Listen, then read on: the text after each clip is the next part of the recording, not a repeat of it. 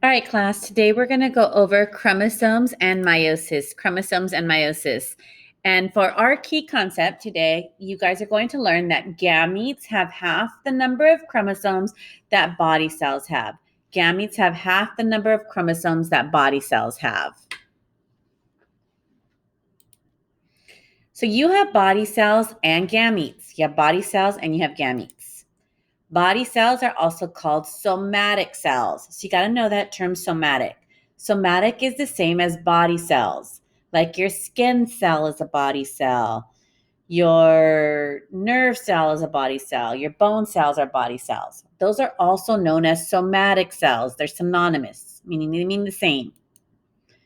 Germ cells develop into what are known as gametes. So germ cells develop into what are gametes.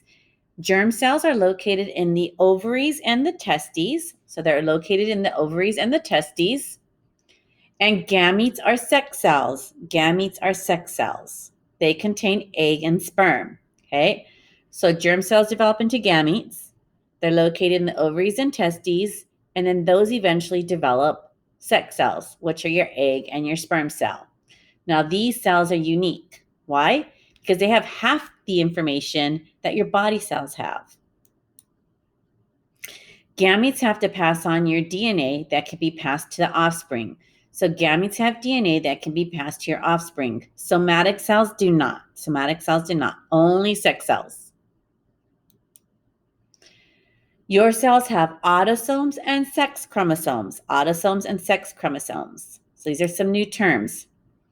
Your body cells have 23 pairs of chromosomes. So if it has 23 pairs, what is the total number of chromosomes for humans? You should have said 46. Yes, because 23 times 2 is 46.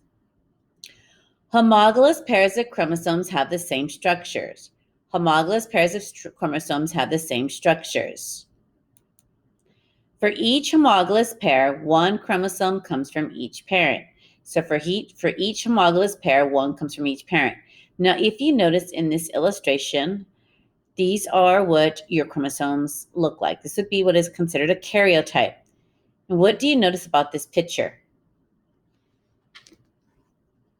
You should notice that they go from largest to smallest, right? And they are grouped in pairs. So if I notice here, you have 1 through 23. So you get one set of chromosomes from one parent, one from another. And the matching pairs look for each other. So this would be mom, this would be dad. Mom, dad, and so forth, all the way up to our 23 pair. Okay, so you get one from each parent.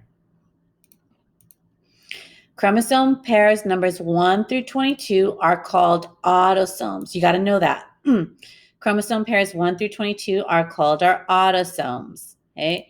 Whereas the sex chromosomes, X and Y chromosomes, determine gender in mammals. So X and Y determine the gender in mammals, as we see here. And that is going to be on the 23rd chromosome. So the 23rd chromosome is known as our sex chromosomes. Chromosomes 1 through 22 are called our autosomes,